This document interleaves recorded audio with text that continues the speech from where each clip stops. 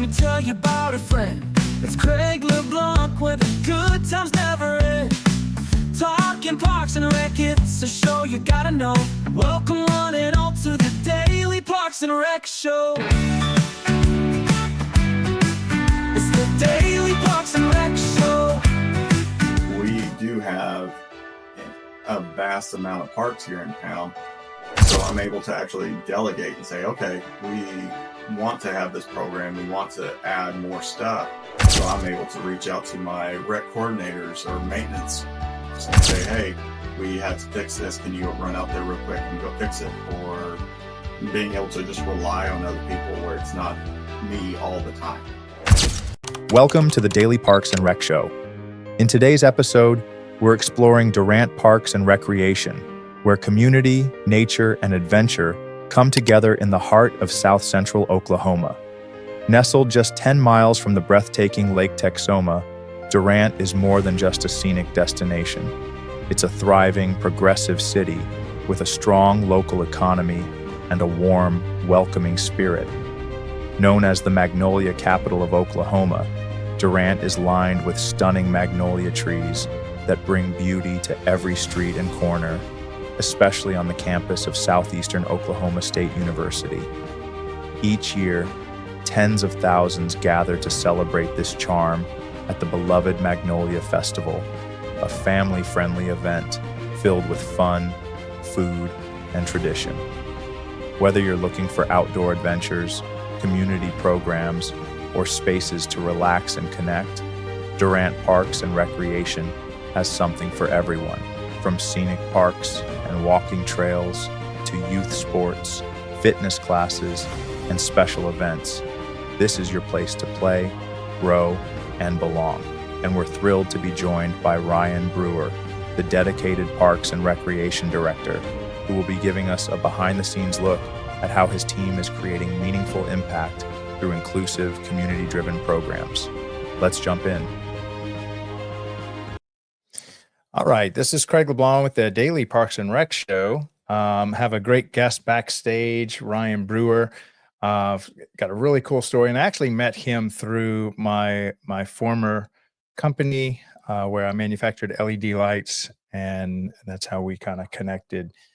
He's in the great state of Oklahoma. But first, I did want to tell you all about they're going to play a little commercial for our YPN show.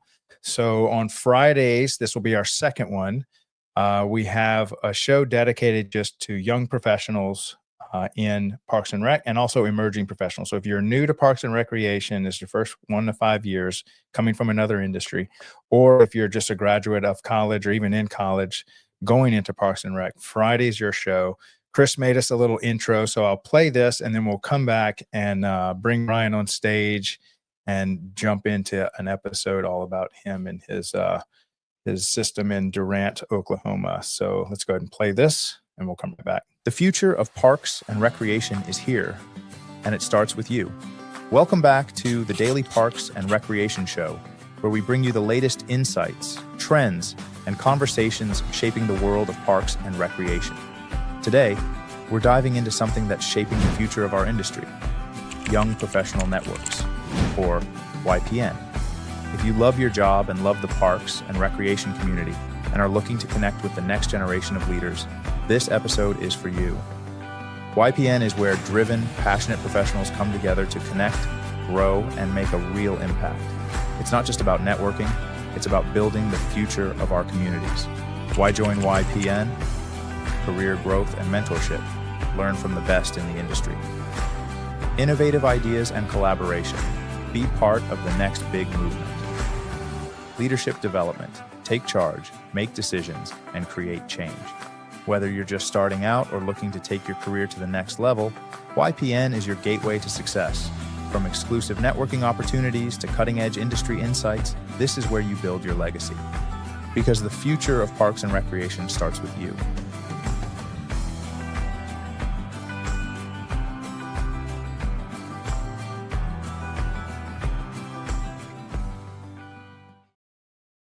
All right, so if you're a young professional in Parks and Recreation, Friday's your show. It's more of a panel, so we'll have a mentor, somebody that has feel called to help out young people getting into, or new people into, Parks and Rec.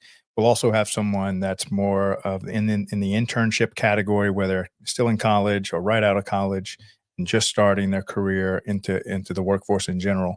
But then also, if you're just new to Parks and Rec, say coming from a totally different industry, and this is kind of your first time into Parks and Rec, Friday is all about you. It's our second show. Tomorrow is our 100th episode. It'll be the end of phase 1 and the beginning of the Daily Parks and Rec Show phase 2. Till now, we've only had a leadership series, which is where Ryan Brewer comes in from Durant, Oklahoma. He has been leading his Parks and Rec department for, I think, 4 years now. But let's bring him up on stage and we can hear him and his story as well. So, Ryan, how are you doing this day? How's your week treating you? Oh, it's another week in parks. Yeah. It seems like every day is a whole new day. You might have something planned, but does not go to plan at all. Yep, that is the nature of the beast. Parks and Recreation throws something. I love how guys like Ryan literally can take some of the most chaotic days and just have a cup of coffee and handle it. Yeah, it's normal. The chaos has been normalized. Now they have a gorgeous facility that I took a tour of, a big athletic facility. And I'd like for you to tell us a little bit about that. But first, I want to hear kind of your journey into Parks and Rec. How did you get into it? Tell us about who you were kind of when you were young, and what kind of got you into Parks and Rec, and maybe even dig a little into your why you stay here and why you keep doing it. So I mean, growing up, I always did the rec programs. I mostly did soccer. So it was baseball very little, but I didn't like it. I just did soccer. And then in college, I went to Southwestern Oklahoma State University in Weatherford and started off as a math major and was just taking Parks and Rec classes for fun while I was working at the local or the college-owned lake, and quickly realized I don't like being indoors. So I switched to Parks and Rec. Got my bachelor's there in 2012. And then when I graduated, I was the assistant administrator of a juvenile group home that it was my job to do the rec side, the rec programming. And while I was there, they were like, "Hey, we'll pay for your master's if you do that." And I was like, "Well, that's the only way I do a master's, if you guys pay for it." And nice. So I got my master's. And what was that in? What did you get your master's in? It was still in Parks and Rec. By that time, they had to make up a lot of courses or add in master parts to a lot of the current courses that they were offering, because during my bachelor's, I took all the courses that they offered. So it was. What university was it, or what college? Southwestern Oklahoma State still. The juvenile group home that I worked at was owned by Southwestern. So they had studies to see if you provided recreation opportunities and getting juvenile delinquents on outlets to be proactive. How big was the home? We had 16 residents. It was a 24/7 facility. 16 residents from 16 to 18 years old. There, when I was there was 5 across the state that Southwestern owned. I think now they got rid of the program. These were kids that have a very hard time finding foster care because they're kind of at that older age where nobody wants an older kid. They kind of want the middle ones. Is that right? No, this was more of a facility for juvenile delinquents that were in trouble with the law for X amount of reasons. Frequent offenders. We had some people that were gang affiliated. We had some kids that lived out in the middle of nowhere, and there was nothing for them to do other than vandalize and other activities. And it just ended up getting into those group homes. And And so how long did you do that for? I was there for a total of 2 to 3 years, I believe. Started off as just doing my internship. And then when I was finishing my internship, that's when the assistant administrator was opening up. And that's also the year I met my wife, and when I started there, and when I graduated, she was still had a year left of her bachelor's.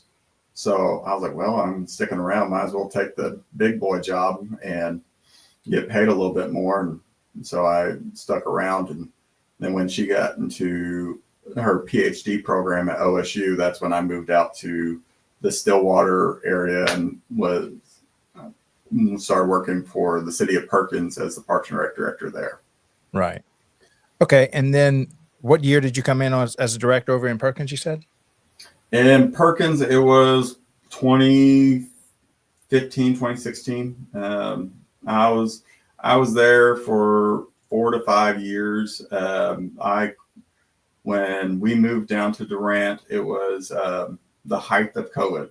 So I was the only one. Pretty much the entire revenue of the city of Durant Parks and Rec department was on hold until COVID was over. And the city manager at the time was like, hey, I don't want to rush you out the door, but if you're not going to be here for much longer and we don't have any revenue, we're not going to continue this department. Oh, wow.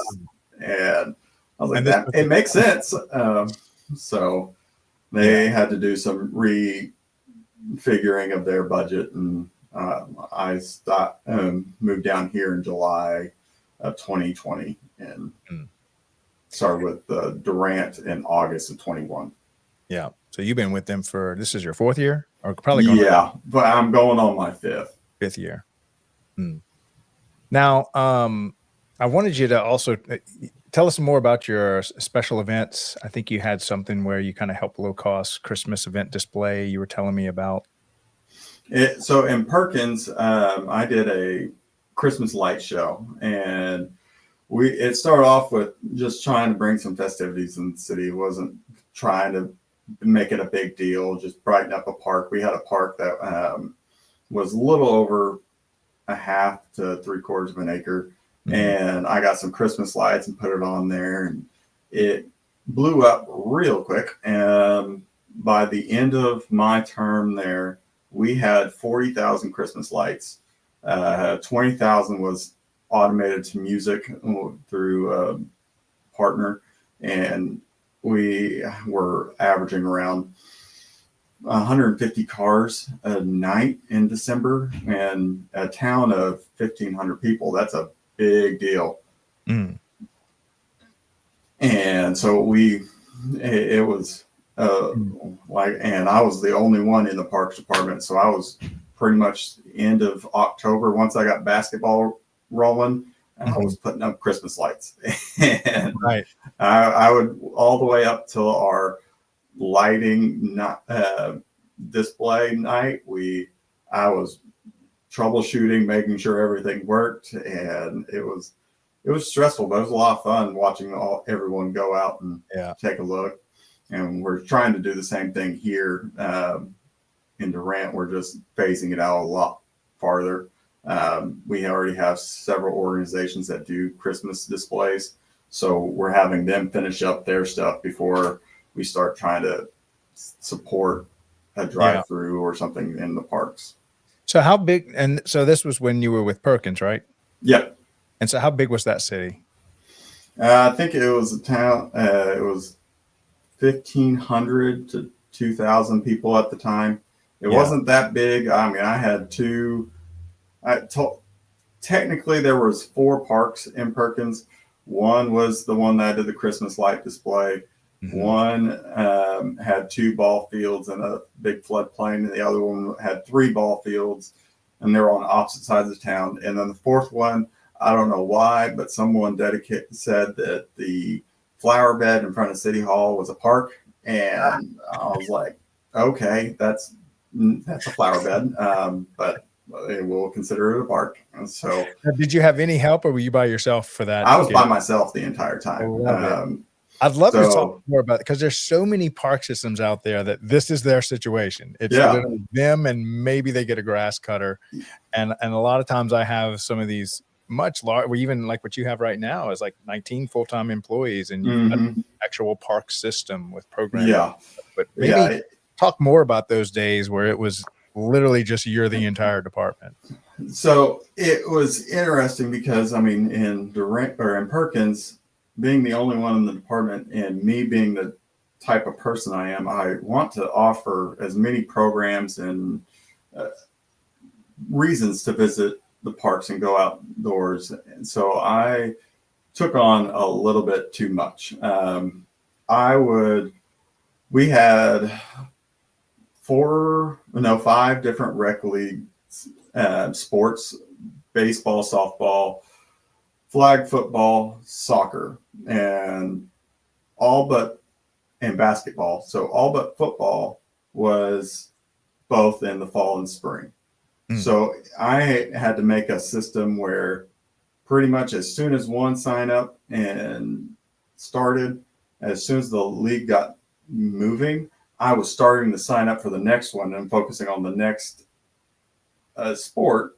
So it would run and would go outside the school schedule, and we would work it out that way.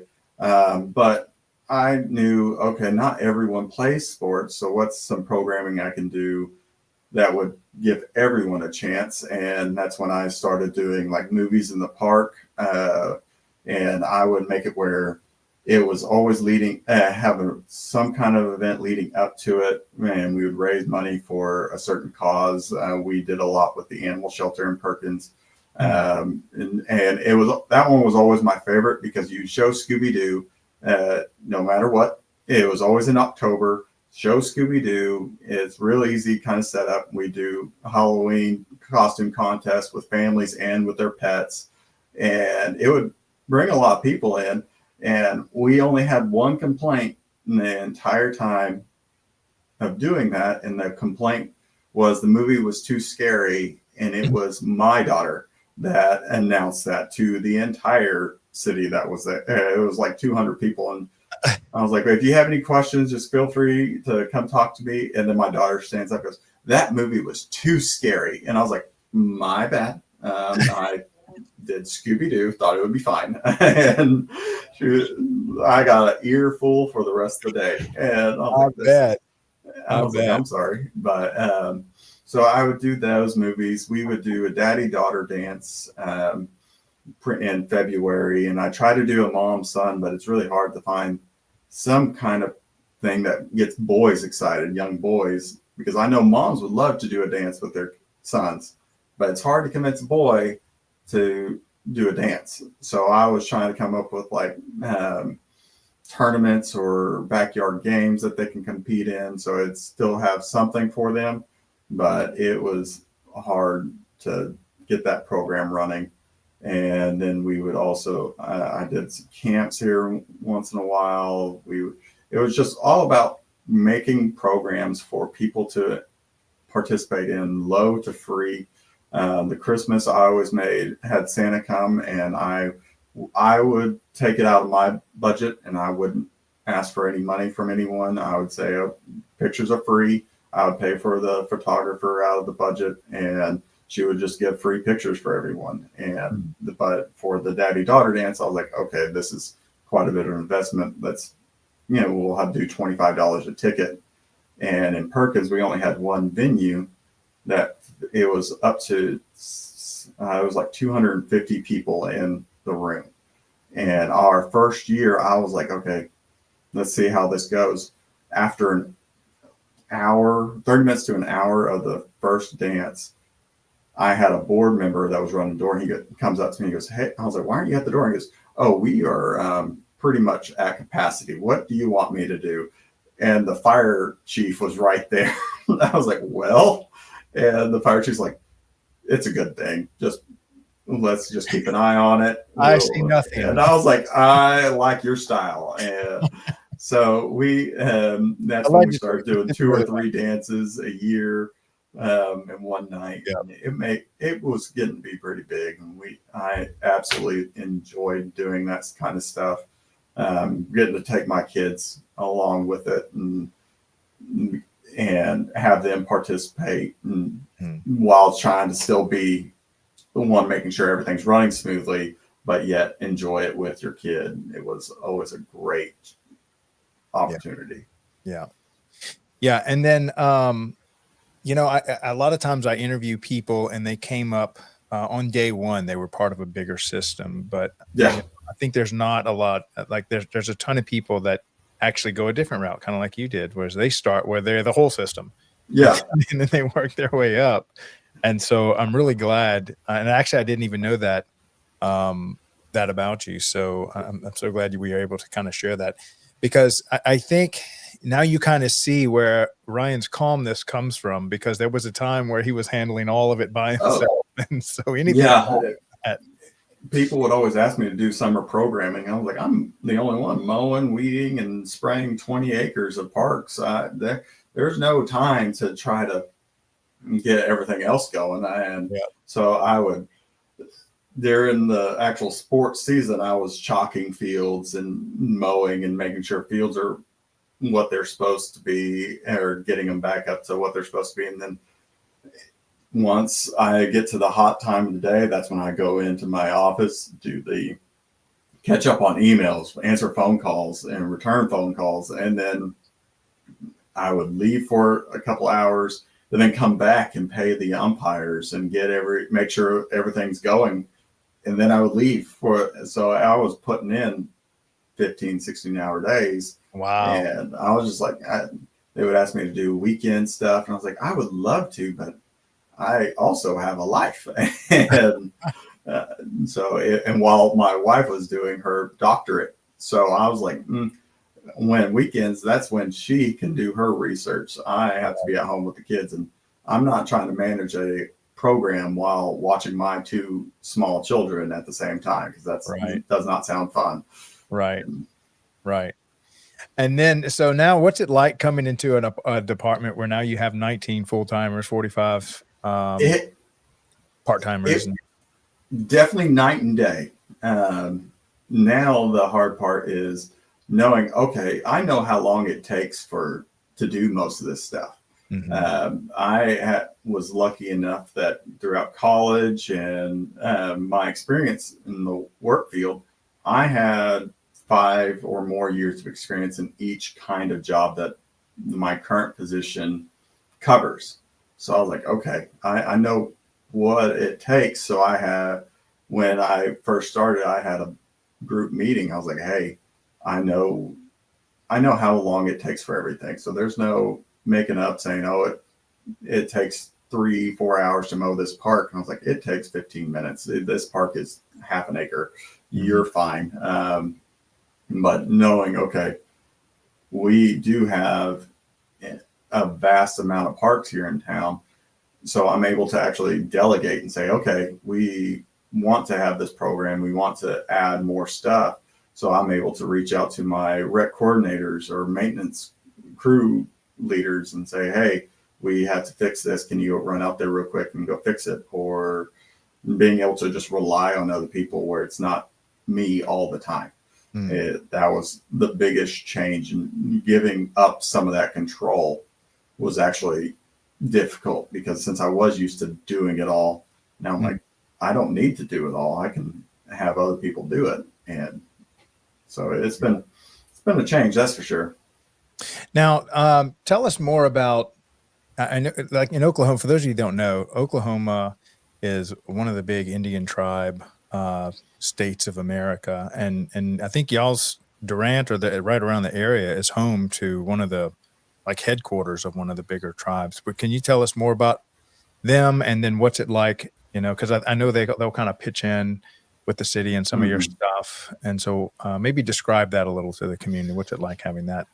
So yeah, we have Choctaw Nation here in Choctaw Nation headquarters here in town. It's been beneficial. They do reach out quite often, see how they can help in certain aspects of the city. one of the heads of the tribe, I am able to reach out and say, hey, I have the idea to do this. How can you help? Like with our sports festival that we started last year, we started where anyone that participates in the festival, at least with youth, they can get a discounted rate on they have an arcade and a bowling alley. And so they're able to say, oh, I participate in this sports festival. Let's now in the afternoon or evening, I can go play here. So it's just sharing the wealth, I know the tribe, they try to lower the rates for when we do have big events on their hotel rooms, as long as they don't have something going on themselves, which they have a pretty good program or event schedule. So it's hard to find a time to have a program to offer a cheaper rate there when we have all these when they have all these events. But they do reach out. I know I partnered with their wildlife department and some different kind of studies. They're doing bat studies in a couple of my parks. They reached out about doing a mosquito study, and I'm trying to work with them now. We have at our lake 4 bald eagles that visit there quite often.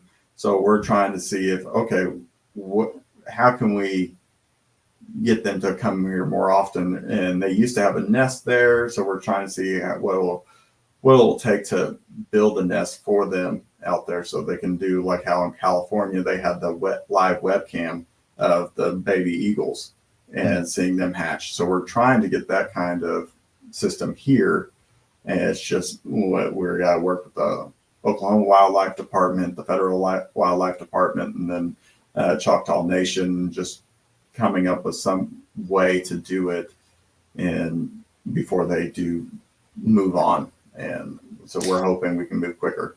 And it's my understanding, I'm still learning more about them, even though I actually have some small degree of Choctaw inside of me on my mom's side. But yeah. I remember when I was little, she used to take me to these little powwows where they would come. And so I had a little exposure to it, but this is actually the 3rd Parks and Rec department that I've interviewed that's had Indian tribes somehow incorporated into what they do. But I mean, you live on side of the Choctaw Nation, the headquarters, and it essentially operates like a nation state, like a whole other country next door to you, and they have their own everything, I think. Yeah. Now, is that included in the 25,000 people that live in the Durant area, or is that totally separate, or how does that work? No, it's so the Durant, it's the census is everyone that lives within the city limits.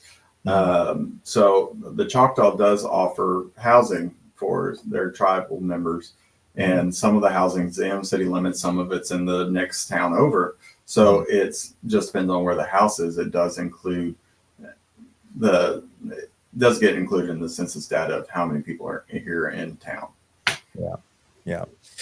All right. So maybe tell us about, and then we can get a little bit into park maintenance. I saw that Garrett James, shout out to him. He is listening to our show, and he's one of the guys that's actually helping us start this maintenance hour up before this show, starting in the next couple of weeks. But you have got a gorgeous facility. Tell us a little bit about that. I forget the name of it. What's that big facility you have? The Durant Multi-Sport Complex. Yeah. It's 200 acres. We have 87 acres developed. It has 8 baseball, softball fields, a football stadium, and then 3 multi-purpose fields that are roughly the same size of a football field. So that's where most of our soccers take place. And then now we host 1 to 2 national rugby tournaments in that facility every year. But yeah, no, my crew out there, they do a great job making sure everything is up or has the right chemical or the spraying, getting the grass to grow, getting the right nutrients in the soil to make sure it does get a good root system. And the hardest part with that is actually keeping people off of it. It's one of those, yes, we have this complex that we want people to be on it, but we also have to make sure, okay, we have to give it some breathing room.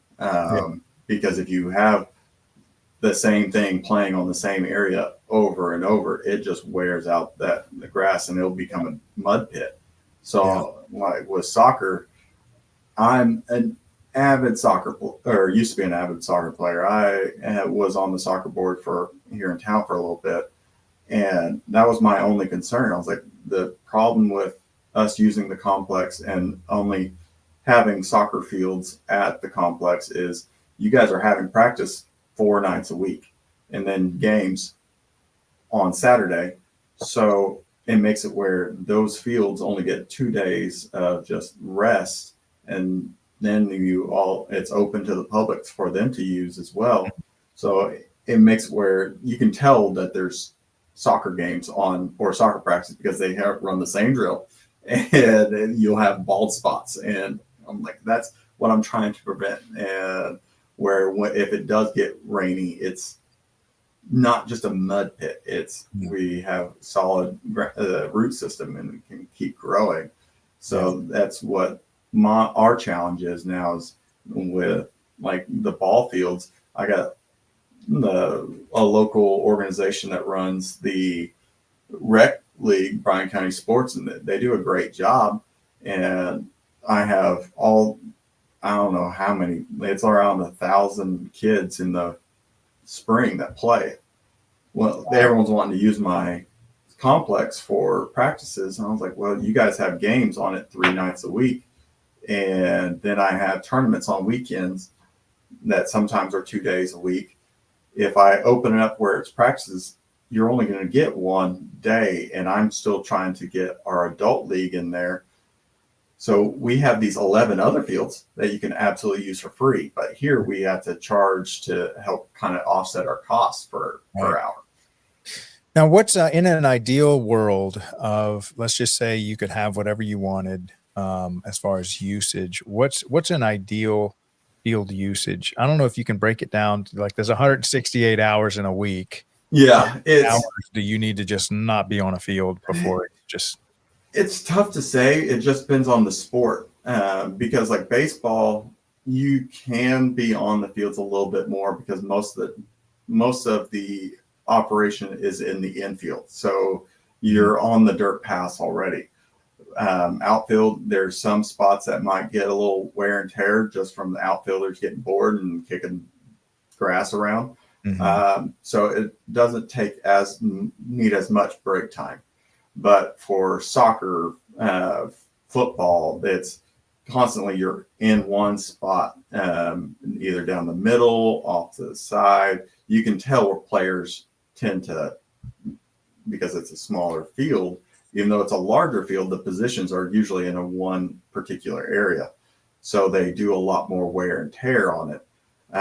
If you get a good root system, you can actually get that grass to grow and get it doesn't hurt as bad but since we have been trying to get the actual turf maintenance program in putting in ryegrass a little late or early in November, so by the time that spring hits it's already green. It's not dead grass that they're running on. Can you describe a turf maintenance program? Like I'm not familiar with this term. So it's I learned it from when I was in Perkins. Since we were so close to Stillwater, they had a turf maintenance degree program. So I reached out to them, and it's developing a system where it develops healthy roots and nutrients into the soil and for the grass, so it stays strong. There's high, low, medium kind of programs, and each type of field has a different type of program. Because like I said, with baseball, you can do a low maintenance program on the outfield and be fine. But with soccer, flag football, you need to do at least a medium to high just to help prevent that wear and tear. So it has like when to fertilize, when to do pre-emergent, when to do post-emergent, how much to water, how tall you should mow the grass, when you should plant the ryegrass if you want to do green grass all year round. So it's developing that. In OSU Extension Office, if you or okstate.edu, if you look it up, they have some of those programs available online. Especially here in Oklahoma, it helps out quite a bit because it's most of it is in the same kind of climate zone. Weirdly, with Durant, we're closer related to Dallas temperatures, and so I have to go off of Dallas climate to really get a good maintenance program. Right. And you know, the difference is I had one job in my life. I was 15 years old. I worked for the parish, that's what we call our counties in Louisiana. And I got assigned a 6-foot, 0-degree turn Gravely lawnmower at 15. I put my Sony Walkman on, the yellow ones, for those that are old enough to remember those. And I just cut the weeds because we didn't have turf. Yeah. Literally just and whatever. And that's the reason for a turf maintenance program, is because it helps get rid of those weeds. And so, I mean, if you don't spray their pre-emergent, post-emergent, most of your mowing in the season or in just general parks is weeds. So if you spray and get rid of the weeds and actually develop a good grass system, your overall maintenance cost goes down because you're not having to mow as often. So it does help out in the long term. It's just going from zero care or very little care to a maintenance program. That's the hard part. Yeah. And that is that is quite an expense, especially if you, imagine you just go with seeds and you just try to use chemicals and pesticides and weed and feed. Yeah. So like going from ryegrass to Bermuda or Bermuda to ryegrass, it really, once the season's over, baseball season's over, you pretty much mow it down to the dirt, and then you aerate and you put in top dressing, and the top dressing kind of levels everything out. And that's where you add in the seed as well. So it has time to grow in there, because ryegrass actually has a winter climate than Bermuda, that's a summer climate. So you're trying to have it mix, and the more you do it, the more it just starts doing it on its own. And you still have to do the fertilizing and spraying, but it does kind of develop a system that knowing what the soil learns on that aspect. Now, have you ever taken a field from scratch, like literally just open dirt, weeds, pasture land, and tried to make a baseball field out of it? Have you ever participated in that? Yes and no. In Perkins, we had 5 ball fields, and they didn't do any kind of turf maintenance, they would just spray what they were told to spray. They would ask around. They wouldn't actually reach out to the OSU and kind of get that program developed. So all our fields were just filled with stickers, and that was our biggest complaint about our fields up there. And they're like, you should just go out and remove them all. And I was like, that's 5 ball fields. And they range from T-ball field to 12U. That's those little round balls that have the sandburs and all that. And I was like, and in our climate, we are mostly, in our region, we're mostly sand. So it's real easy for them to develop, but it's hard to kill them. So you have to develop that program to say, okay, here's what we need to do to really get rid of them. It's just going to take time. It's not a one and done, you're set to be done or get rid of them. We have to really develop it and do an actual program and get everything's cleared out. And when you have pastures around you, you're not going to get rid of all 100% of the stickers, because you have wildlife that walk from pasture and they bring it over, and you just have to work on it. And so what, if I'm understanding it correctly, the best thing you can do is just have a healthy grass growing that almost just crowds them out. Yes, and the healthier the grass, and it pushes out the weeds. It's the same thing with your lawn, and with ball fields. The only difference between the two is ball fields, you mow it at a different height.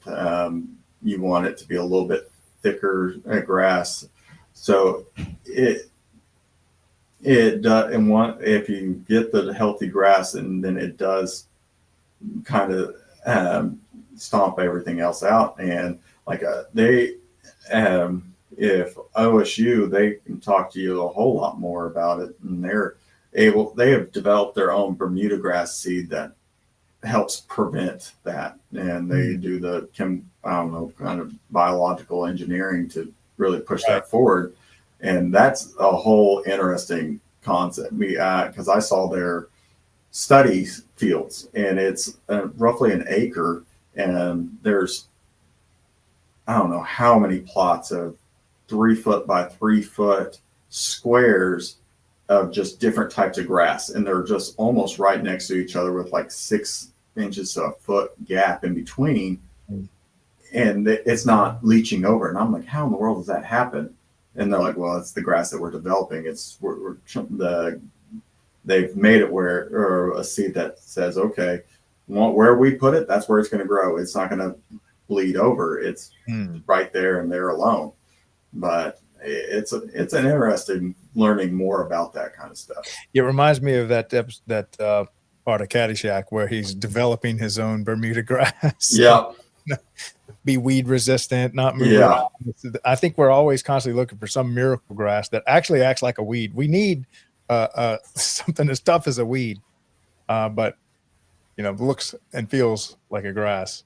Yeah. Because I remember there were some weeds that would almost kill the lawnmower when you would run over them. Oh yeah. Bull grass, and it was like steel when you would try to cut it. I don't know if y'all have that where y'all are at.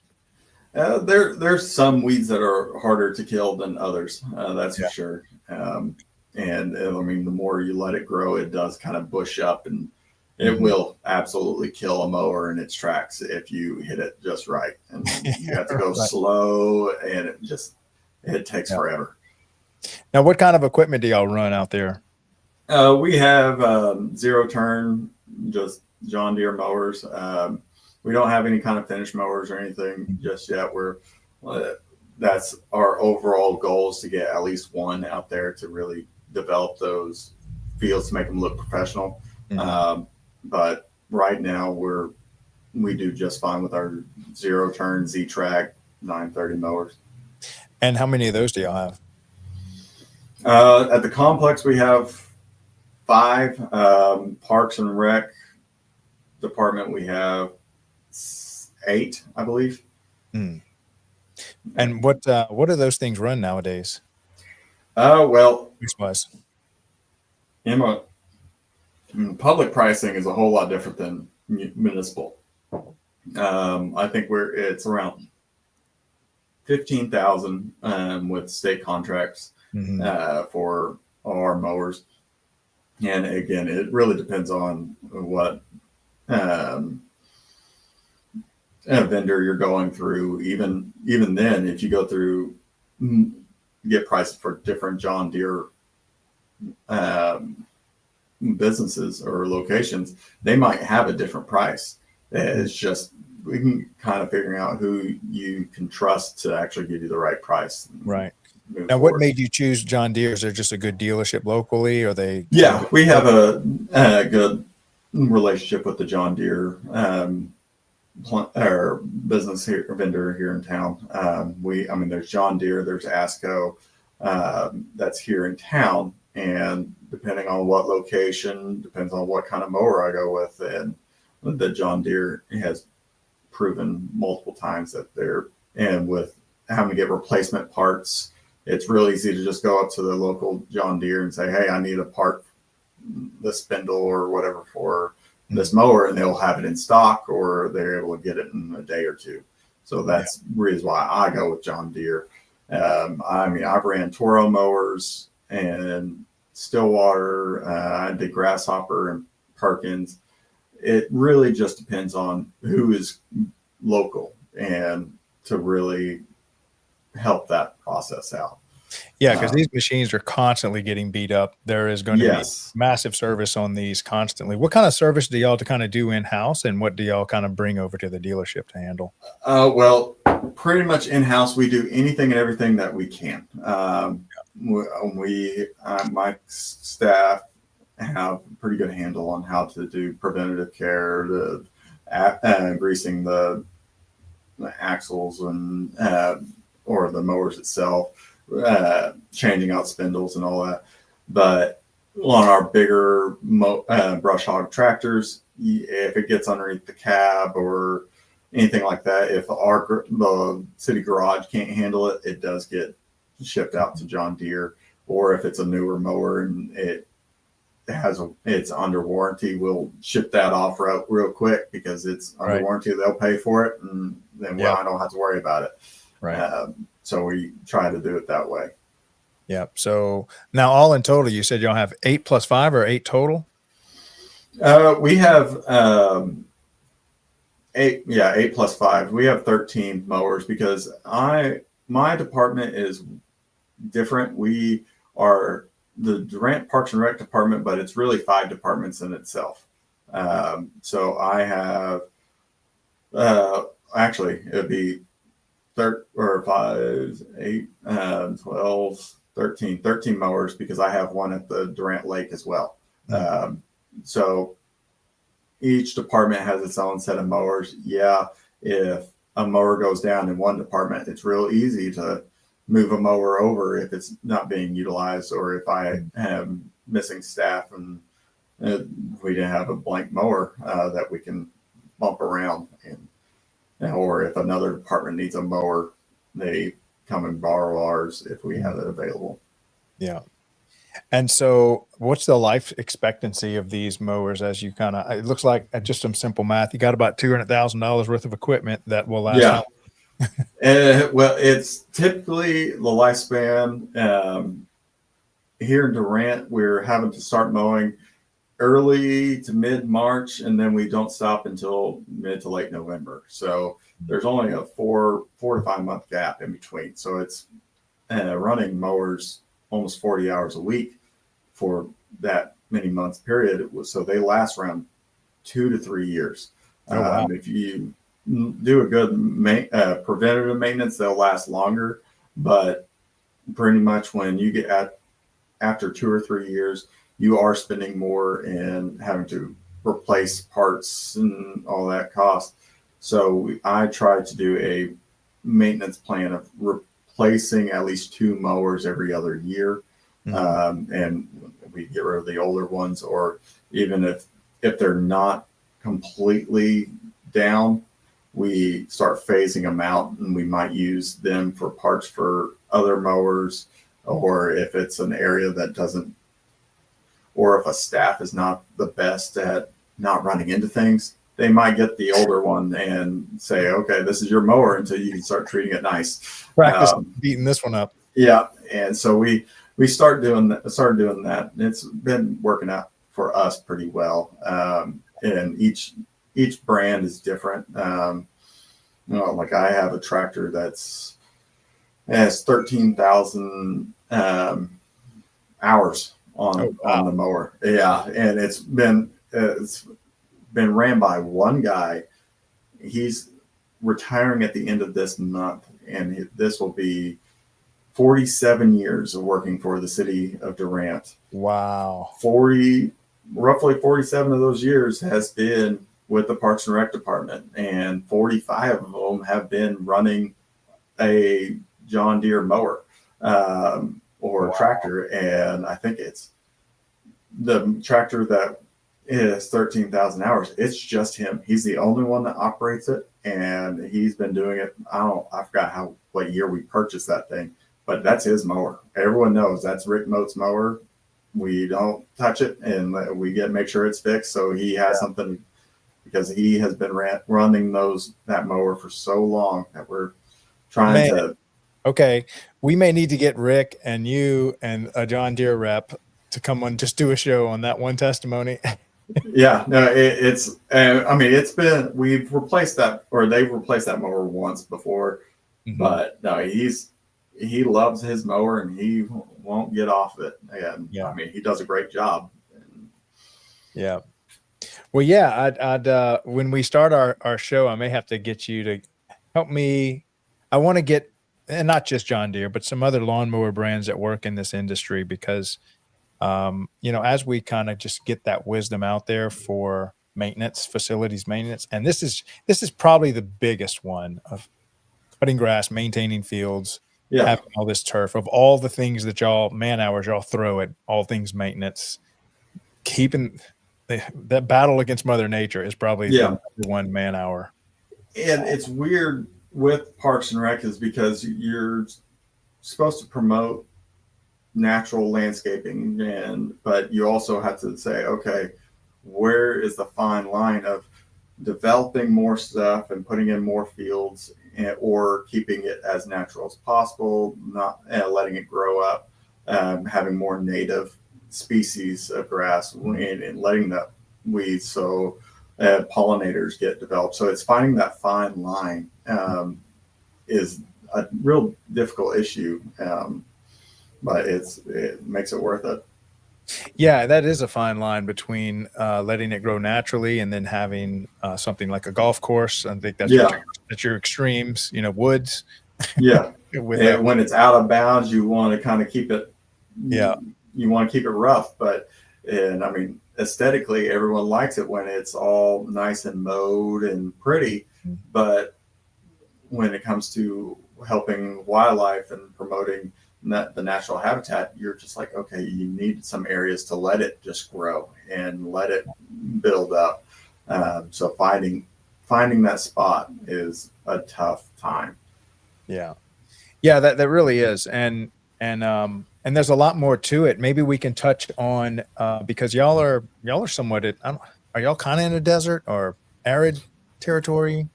It's not like tropical like we are down in New Orleans, but no, it's I forgot what the actual term for our climate is. It's not desert, but it's definitely not, like I said, the rest of Oklahoma has its own different climate range, because I know here in Durant, there's some summer or winters that you can be in shorts and a t-shirt up until Christmas.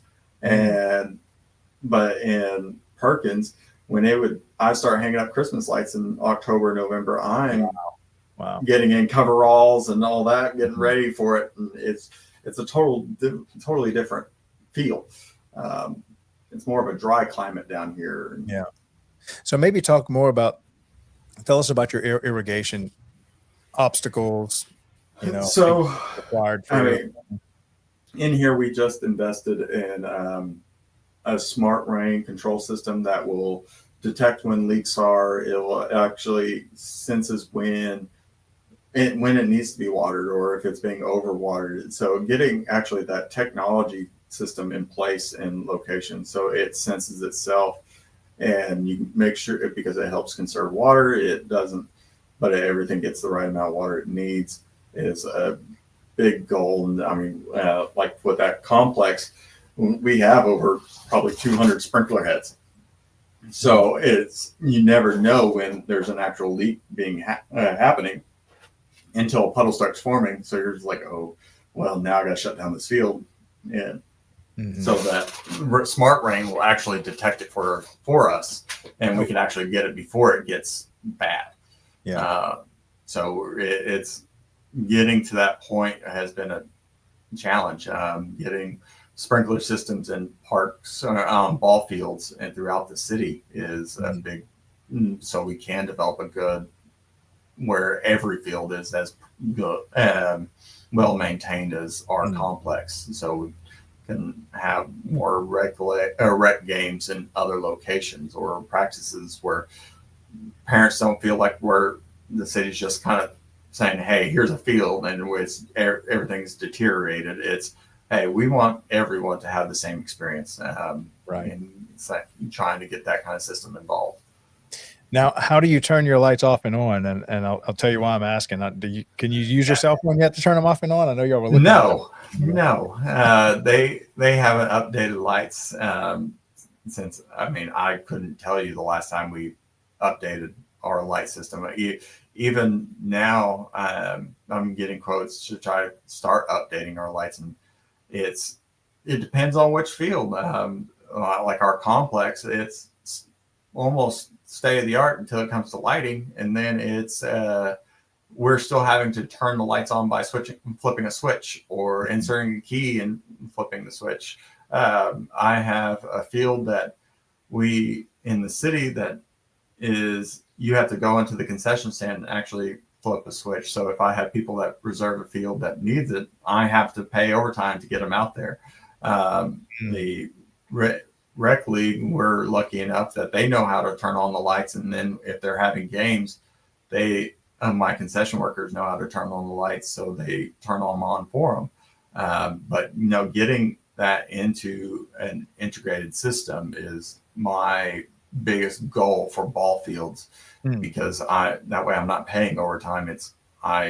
Once they book a field on my website, it will automatically tell the light system, hey, we need to have the lights on at this time, and then stay on until here, and then slowly turn off. Well, I've got a system for you. They're actually the largest sponsor of this show. They came on, they're coming on this week, and I've used them before, back when I was doing manufacturing. It's Outdoor Link. And I think they can switch on and off 4 fields and a whole year subscription. You don't need Wi-Fi. They come with their own cell signal. They actually came from, I don't know if you've heard of Lamar. It's the largest sign company, billboard company. So they designed and engineered their lights to come on remotely, have 80,000 units out there. And so now they've spent the last couple of years coming into this industry, and they were just one of the guys behind me as I was launching the Daily Parks and Rec show. And I'm like, hey, I've used y'all before. Yeah. And so we've been talking for the last few months, and they love the show. They want to help out. And so it sounds like y'all are a match made in heaven. So I'm going to help hook you up after we, I guarantee you they're the most economic control system on the market. And they're just, there's something about deploying 80,000 of something that makes you a master of it. I think you do 80,000 times, you'll be pretty good at it. Yeah, that's for sure. You definitely do get in that groove of, okay, I know what needs to happen here. Right. Well, they've had to face every kind of climate, rain, freezing, everything you can imagine. That's kind of what attracted me to them. And they're totally made here in America. So it's rare in manufacturing that you can find anything completely made. It's in Huntsville, Alabama, North Alabama. So I think that'll be a good fit for you. All right. So is there anything you'd like to leave the group with as far as, gosh, we can leave anything on turf maintenance and maintaining a park by yourself? So here in Durant, I mentioned a little bit about it. We have this is going to be our second annual Durant Sports Festival. Last year was our first one. It's all throughout June. We had, 13 different sports. It was 22 or 24 events held by 12 organizations throughout the city. We had 8,000 people participate or attend last year. This year, we're looking at, and I kind of regret inviting as many people as I did, but we actually bumped it up to May 29th to June 30th. It's 36 different events. It's 17 different activities. Some are tournaments, some are camps, some are just local events that people are going to host some different stuff, movies in the park. It's 10 locations throughout the city. We're anticipating around 4,000 actual participants and probably around 10,000 people attending. So we have that coming up in June. The website we're working on it to show all the different sports. We also, in April 21st, I believe, we applied for the mosaic mural campaign, and they do like a handful of murals in a year that go worldwide.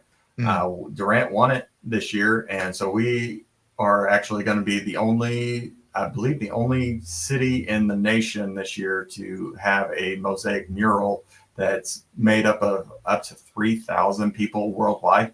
And 100 of those are going to be actual Durant citizens that have painted little tiles, and we sent them in, and they have put it all into a mural. That will be April 21st that we're unveiling it. So we're starting to get traction, getting where we are more well known in the state. Right. When we have, the Oklahoma Parks and Rec conference is in November, so we'll have that going on, and we're going to start releasing information about that as well. Well, if you have any images or any short video clips of anything in the past, I think we're already in a group chat on LinkedIn with Chris and Kathleen, the designers and stuff. But if not, I'll create that right after the show. Yeah. Because what they're going to do is going to take this 1 hour interview, and then they're going to make a little promo for Durant.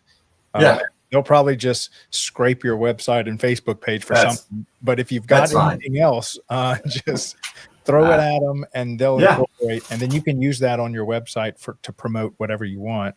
For the city. So it'll be a little gift from the Daily Parks and Rec Show to Durant, Oklahoma. That sounds good. But man, I appreciate you coming on, and no problem.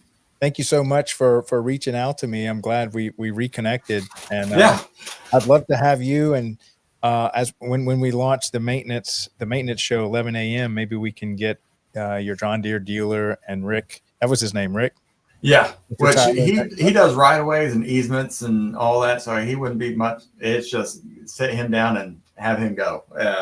So I don't know, but I have some maintenance guys that we can definitely look into. Yeah, maybe we can do a little panel and make it all about maintaining fields and facilities and stuff, because that's such a huge undertaking that park systems do. But all right, man, appreciate you coming on. Thank you. Have a great day. You too. All right. Bye. All right. So that was Ryan Brewer over in Durant, Oklahoma. Awesome guy. I love the fact that, he shared the story with us, having, with him just having a whole park system kind of to himself. That's so common that we have very small cities with, 1,000 people, 800 people. I don't even call them a city. They're kind of like a town or village. And a lot of their park systems are just literally born, and someone like Ryan is given, hey, launch this park and rec system. We got these medians, we got these flower beds, and we got a couple of baseball fields, and you start from scratch. And that is a big starting point for a lot of people in parks and recreation. And I really don't get to highlight that enough, but I do want to start making content like that. And so if there's anybody out there that has a small park system that we'd like to highlight, reach out to me on LinkedIn. I'm there constantly along with my entire team. Reach out to us, and we'd love to highlight y'all's parks and kind of see what it's like to just have a one-man show, or let's just say a department under 5 people, where you're just starting out, you're just starting to grow. I know there's some of you out there that have literally launched a park and rec department from ground zero. And what does that look like? And what are all the fun things? What are the obstacles? Talk about every hat in the entire department is yours to wear. But I want to talk more about that. All right. So maintenance, 11 a.m. Monday through Thursday. It's coming. Tomorrow is our 100th episode. I can't believe we've done 100 episodes with the Daily Parks and Rec Show. Tomorrow's our 100th episode. Friday is our second YPN. We're going to have Chad along with us. Hold on. Let me make sure I'm getting it right. Yes, Chad Horton will be hosting this Friday and next Friday, co-hosting, or he's going to be the mentor. So let me tell you the framework about YPN. YPN, EPN, Young Professionals Network, new out into the workforce, college age, high school age, just graduated, coming in for the first time into the workforce, and you've chosen the Parks and Rec as your career path. That's Young Professionals Network. Emerging Professionals Network, you've had a career outside this industry. You've decided to make it your new career path, but you're new to the industry, this Friday show is for y'all. We want to have, it's more of a panel, so it's not a one-on-one interview like all the other shows have been. So we're going to have me, the host. I'd like to get a mentor like Chad, where it's just Parks and Rec professionals that just want to help out the new people coming in.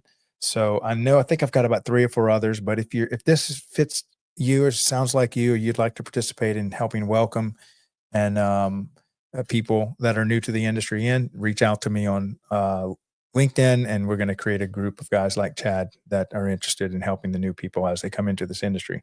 Then we've got the new people. So if you are an intern, if you're currently in college studying for this, we want 1 to 2 of the young professionals. These are like 20-ish years old, coming in on the show. We'd like to have at least 1 or 2 of those on each show. And then if you are an emerging professional, we'll take 1 of those on the show. So essentially we have a mix. We have a host, a mentor, a young professional, emerging professional, or we could just have 2 young professionals or 2 emerging professionals, some mix of that.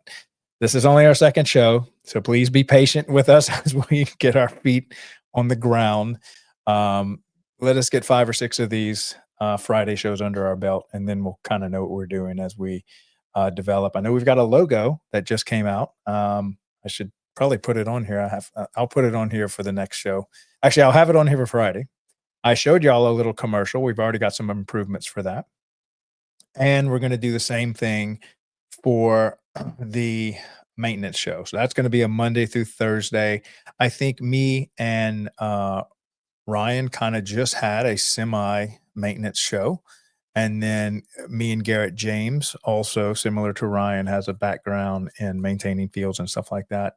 So, but we're going to have just a show all about that. If you know a good vendor, if you have somebody that's really taking care of you, that runs good lawnmowers, that has good equipment, whether it's weed eaters, blowers, sprayers, chemical people, let's start building up that network, because we're going to create a whole show for them, and we're going to need a never-ending stream of Monday through Thursday, 1-hour shows just on maintenance. So I would like to get the professionals that maintain this, the craftsmen that have mastered their trade, the vendors that are providing goods and services to this industry, all around park maintenance. And so that would go over into splash pad maintenance, pool maintenance, playground maintenance, field maintenance, irrigation, chemicals, fertilizers, you name it. We got 4 hours a week to talk about this and to create content for all the above. If you need an LED light for your, this is how we're supporting the show. And our first sponsor, it actually pairs well with this, Outdoor Link. They can control this light right here. My finger's not working. And it is a direct replacement. So this is something you hand to your park people. And instead of saying, go change out those bulbs and ballasts, like, nope, no more bulbs and ballasts. Take that old fixture down, put this one up. It's an easy swap out fixture for fixture. It's the cheapest way to relamp a whole field. You're not redoing the whole system. You can start by just replacing what's out. So if you look up and you see 40 lights and 5 are out, buy 5, go rent a lift, get your local electrician. A lot of people have guys on staff that can undo a bolt and hook up 3 wires and aren't afraid of heights. You're qualified to do this. It's pretty simple. Pretty much if you can change out a ballast in a fixture or swap out a bulb, it's not much more complicated than that. And these fixtures start around $850 a piece. And so if you're looking to replace an entire field, you're looking at maybe $30,000, not $150,000 to replace the whole field. So we're on that side of the equation. And now that I'm semi-retired from that industry, 100% of all the proceeds from both that and Outdoor Link and anything else, we're going to plow back into this daily Parks and Rec show media company for Parks and Recreation, because we want to help be the voice and tell the story of people like Ryan, of people like Garrett, of people like Sabak, just all the excellence and leaders that we have in Parks and Rec. Plus, we want to create content for the maintenance people and for the young professionals network and the emerging professionals network. And I think every episode, I actually did the math yesterday, my burn rate on all this is about $7,000 a month for everybody involved. That's all the full-time people. So let's see. I did a rough back of the napkin last night, $348 an episode. if I do 250 episodes, let's see, 260 episodes a year divided by what we're spending. So my production cost on each one of these shows is $348 is the burn rate for all the graphics designers, social media managers, networkers, and then all the subscriptions that I have to manage all this, from X11 Labs, Metricool, all these other software tools that we use to build what we build. So I think we're truly building a media company for this industry and having a blast doing it. And so if it weren't for Outdoor Link and these little lights that we have, kind of like this is our version of the Girl Scout cookie, we couldn't even afford to do all this. But thank y'all for all the support that y'all are giving us. Thank you to everyone that has bought an LED light from us. We even have a few cities that we're helping manage their social media. So if you need help managing your social media, we have social media managers on staff. So it's like $100 a week for us to give you a part-time social media manager and help you understand all the chaos that comes with social media and the algorithms and what to post and how to post and all that mess. So we can help your staff do that as well. And again, all that goes to fund the Daily Parks and Rec Show. So appreciate Ryan's time today. And tomorrow, again, celebrating our 100th episode. And our guest tomorrow is, drum roll, I think it's, let's see, Brian Myers. So, and then Friday is our second YPN. That'll be our 101st episode, starting phase 2 of the Daily Parks and Rec Show. So we'll go ahead and close this out with a little commercial about how you can buy our solar light and how it contributes to the creation of this show for Parks and Recreation. Appreciate you, Ryan, for coming out today. Love you guys. Y'all take care. I'll see y'all here tomorrow. Bye.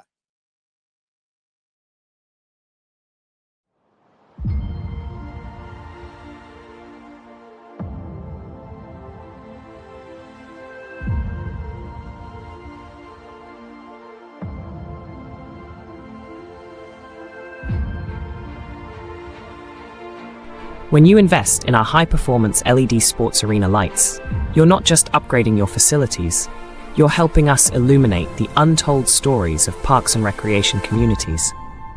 Every purchase directly supports the Daily Parks and Rec Show, a media platform on a mission to celebrate the heart and soul of our local parks and programs. From after-school activities to summer leagues, these spaces shape lives, and their stories deserve to be told. Why your support matters. Capturing community impact. Your contribution helps us assemble a talented team of digital artists, storytellers, and filmmakers to create compelling videos, articles, and short films that spotlight how Parks and Rec programs change lives. Sharing untold stories. From a child's first home run to lifelong friendships forged on the court, we'll document these priceless moments and share them with the world. Inspiring the next generation. By highlighting the joy, inclusivity, and opportunities found in our parks, we foster a deeper appreciation for these vital community spaces. Light up arenas, brighten futures.